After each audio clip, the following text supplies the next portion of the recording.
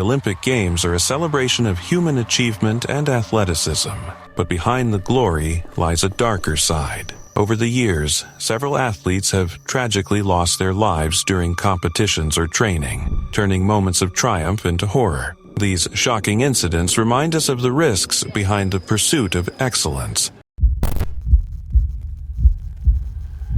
The world was just hours away from the grand opening of the 2010 Vancouver Winter Olympics. Fireworks were ready, cameras were set, and athletes were gearing up for the biggest event of their lives. But amid all that excitement, a single moment on a freezing track in Whistler turned the celebration into heartbreak. Nodar Kumaritashvili, a 21-year-old luger from the small nation of Georgia, was about to make his final practice run before the games began. Young, determined, and proud to represent his country, he had trained for years to earn that Olympic spot. But that February morning would mark not the start of his Olympic dream, but its tragic end. The Whistler Sliding Center was notorious even before the games began. Athletes called it the fastest and most dangerous luge track ever built. Some said it was a marvel of engineering, while others called it a death trap disguised as a sport venue. Riders were clocking speeds of nearly 150 kilometers per hour, faster than anyone had ever gone in Olympic luge history. Even seasoned veterans complained that one mistake could send them flying. Nodar, a newcomer to such high-speed tracks, had already expressed concerns to his family that it was too dangerous. Still, like any true competitor, he decided to face it head-on. He launched himself from the start gate, the sled slicing into the ice like a silver arrow. For the first few seconds, everything looked smooth. He navigated the early turns with precision, leaning into the walls, maintaining balance, adjusting his weight. But as he approached curve 16, the final and most treacherous bend, his sled lost control. Traveling at over 145 kilometers per hour, Nodar's sled hit the wall, flipped, and threw him out violently. In a split second, his body slammed into an unprotected steel support pole. The impact was fatal. It was instant. Just like that, the world lost a young athlete before the games could even begin. When news broke, silence fell over the Olympic Village. The Georgian team was devastated. The opening ceremony that night carried a heavy sadness. Flags flew at half-mast, and his teammates walked in tears, holding a black ribbon in his memory. The Olympics, known for unity and celebration, began under a cloud of grief. The footage of the crash, replayed across news outlets, sparked outrage. How could such a dangerous track be approved for competition? Why were there steel poles so close to the track? And more importantly, why were warnings ignored? In response, officials immediately launched an investigation. They lowered the start positions for the men's event to reduce speed and added higher walls and padding along the curves. While the report later called Nodar's crash a unique and unforeseeable accident, many in the sporting world did not buy it. Athletes and analysts pointed to poor track design, lack of safety barriers, and the dangerous obsession with speed over safety. The Whistler track was supposed to showcase human courage and precision. Instead, it exposed human recklessness in the pursuit of thrill. Even years later, Nodar's name is spoken with a mix of sorrow and respect. He was not a celebrity athlete or a gold medal favorite. He was simply a young man chasing a dream, like thousands before him. His death became a grim reminder that behind the glory of the Olympic flame lies real risk, real danger, and sometimes real loss. The track was modified, the safety protocols improved, and his story etched into Olympic history as a lesson learned too late. The 2010 Games eventually went on to be called the Games of Hearts and Heroes. But for Georgia, and for many who watched that tragedy unfold, one thought lingered. No medal, no record, and no spectacle is ever worth a human life.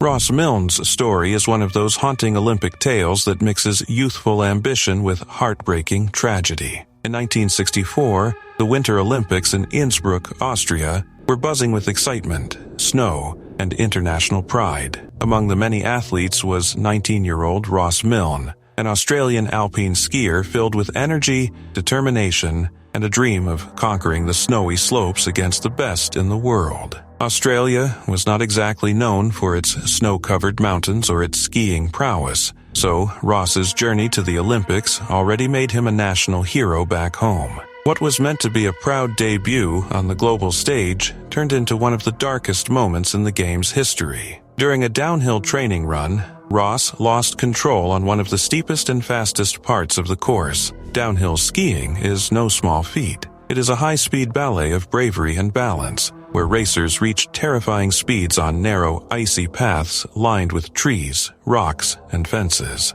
As Ross came barreling down, reports say he collided with a tree after losing control, suffering fatal injuries. He died before he ever got the chance to officially compete. The news stunned the Olympic community. 19 years old, full of hope, and representing a country that was still finding its footing in winter sports, his loss hit hard. In the days that followed, questions started flying faster than any skier on that course. Many wondered if the downhill track was too dangerous, and if the organizers had allowed too many skiers on the slope at once. Some accounts mentioned that the slope was crowded during training, with multiple competitors going down simultaneously, which could have easily distracted or startled even the most experienced racer. Others pointed out that conditions on the course were icy and fast, possibly too much for a young skier still adjusting to European snow and pace. Whatever the exact cause, one thing was clear: something had gone wrong.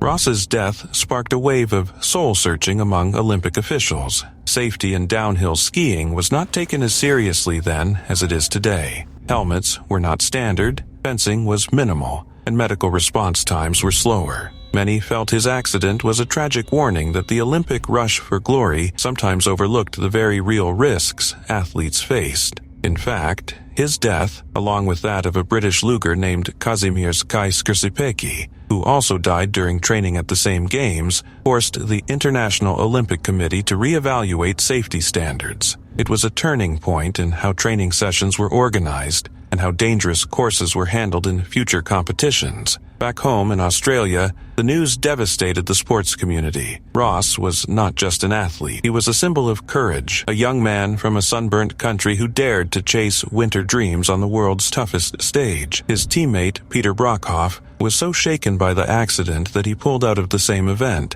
saying he could not bring himself to race down that slope. The entire Australian team mourned deeply, yet they also carried Ross's spirit with them. His passing was not in vain. It paved the way for a greater emphasis on safety and respect for the limits of human endurance in the pursuit of Olympic glory. Today, Ross Milne's name does not often appear in highlight reels or Olympic montages, but among those who know their sport's history, he is remembered as a young man who gave everything for his dream. His story stands as both a tribute and a warning, a reminder that behind every thrilling Olympic moment lies an undercurrent of risk, courage, and sacrifice. The Innsbruck Games went on, as they always do, but Ross Milne's absence lingered like a chill on the mountain air. His tragic fall reshaped the spirit of alpine skiing and ensured that future generations could chase their dreams a little safer than he did. This incident remains a solemn memory in Olympic history.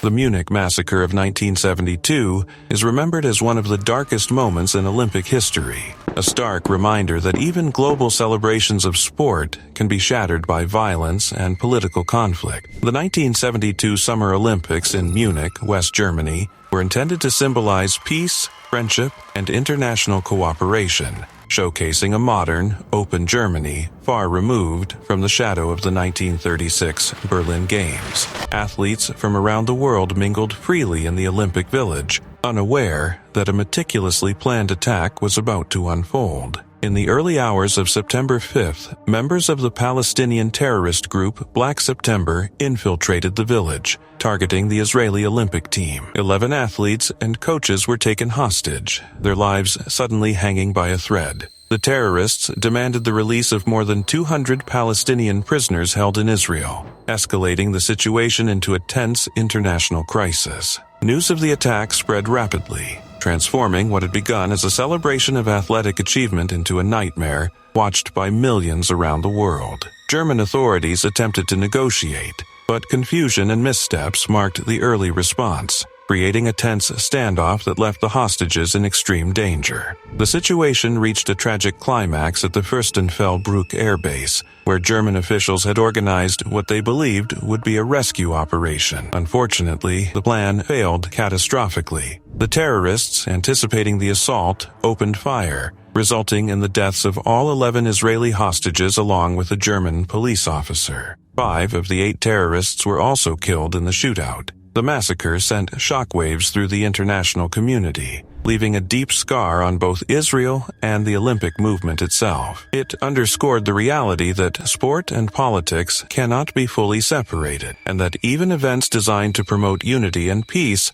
are vulnerable to acts of extremism. In the aftermath, the massacre prompted a complete overhaul of Olympic security measures, with organizers recognizing that rigorous protection for athletes and spectators was essential. Memorials were later established to honor the lives lost, ensuring that the tragedy would not be forgotten and that the lessons learned would inform future generations. The event also accelerated international counterterrorism efforts, highlighting the global implications of political violence. Beyond the statistics and headlines, the human stories of the Munich massacre are what endure most profoundly. The 11 athletes and coaches who lost their lives had aspirations, talents, and dreams abruptly cut short, and their memory remains a powerful testament to courage and resilience. Survivors like Shaul Ladany, an Olympic racewalker who endured both the Holocaust and the Munich attack, serve as living reminders of human endurance in the face of unimaginable horrors.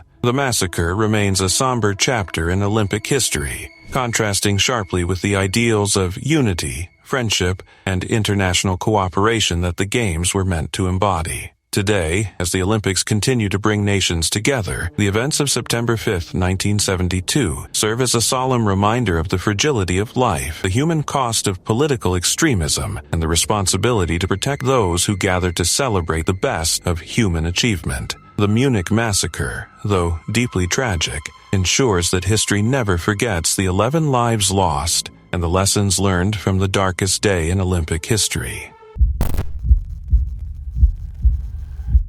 The 1960 Rome Olympics were meant to celebrate human excellence, the pinnacle of athletic achievement, and the uniting spirit of global competition.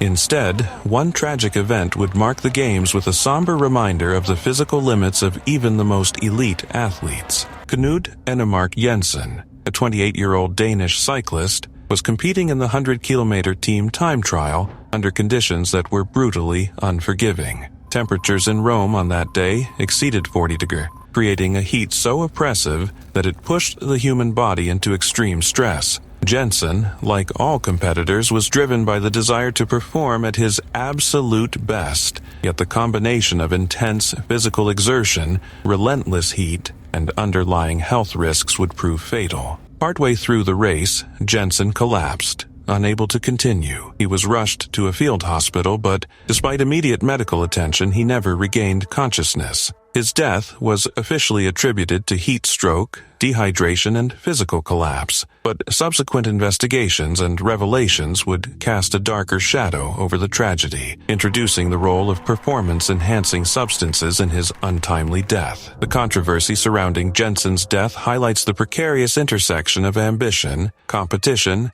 and human vulnerability. Evidence suggests that Jensen and other members of the Danish cycling team were administered Roniacol, a vasodilator intended to enhance blood circulation. Later reports and retrospective analyses implied the presence of stimulants such as amphetamines, although these claims remain debated.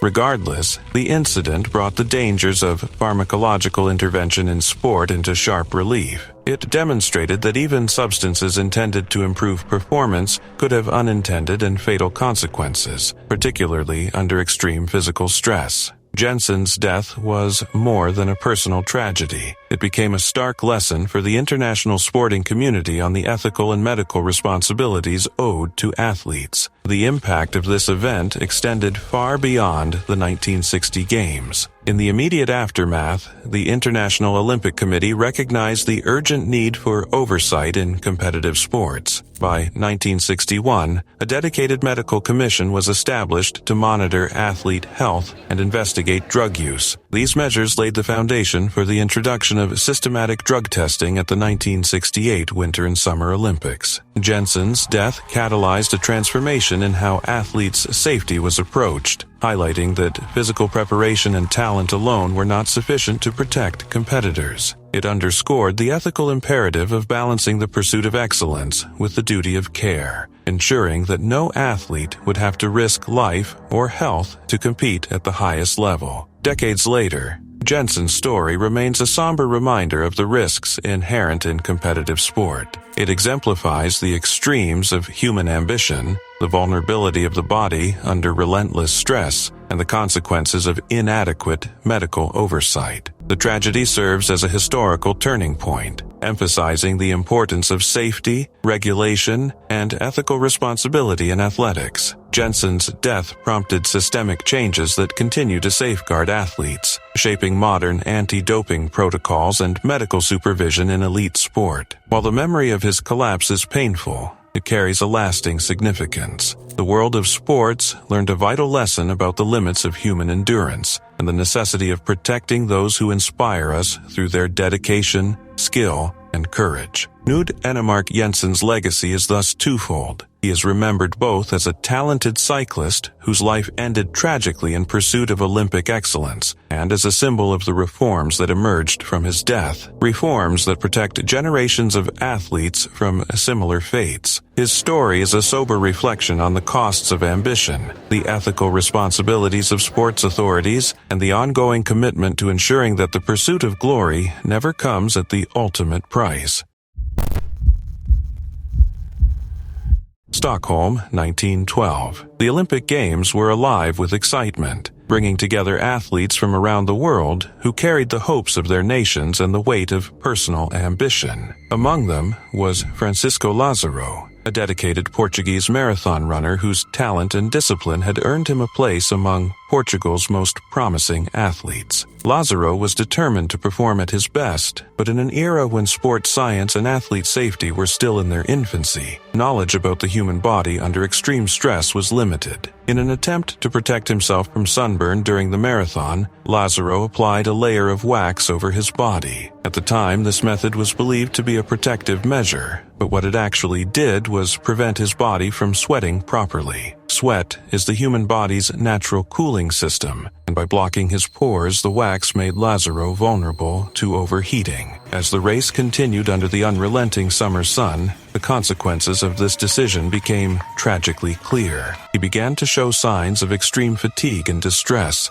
yet the intensity of the competition and his personal drive pushed him forward despite the growing danger. Midway through the marathon, Lázaro collapsed. Spectators and fellow athletes were shocked as one of the competitors fell to the ground in distress. He was immediately taken to a nearby medical facility, but his condition deteriorated rapidly. Lázaro suffered severe heat stroke, a condition that occurs when the body's temperature rises uncontrollably and vital organs begin to fail. Despite the care provided, he did not recover and passed away the following day. His death marked the first recorded fatality in the history of the modern Olympic Games. The circumstances surrounding his collapse were unusual, but they highlighted a critical truth about athletics at the time. Athletes were pushing the limits of human endurance without adequate understanding of the risks. The tragedy of Francisco Lázaro was compounded by the fact that his efforts to protect himself had inadvertently caused his demise. The combination of extreme heat, physical exertion, and the blocked cooling mechanism of his body proved fatal. This event shocked the sporting community and brought immediate attention to the importance of athlete safety, hydration, and awareness of heat-related illnesses. Francisco Lázaro's story is remembered today both for its tragic outcome and its significance in the evolution of sports safety. He has become a symbol of dedication and the human desire to excel, but also a reminder of the limits of human vulnerability. His death prompted reflection on the need for proper preparation, medical knowledge, and safety measures for athletes competing in demanding events. Modern marathons now include careful monitoring of participants, access to hydration, and education on avoiding heat stroke, measures that were absent in Lazaro's time. While he never completed the race or achieved Olympic glory, his legacy endures in the lessons learned from his experience. Lazaro is commemorated as a pioneer of Portuguese athletics, a figure whose courage and tragic fate continue to resonate over a century later. His life and death remind us that the pursuit of excellence carries inherent risks, and that understanding the human body and respecting its limits is essential for the safety of all athletes. The marathon claimed him as its first Olympic victim, and through his story, generations of athletes and sports enthusiasts are reminded of the delicate balance between ambition, endurance, and human frailty.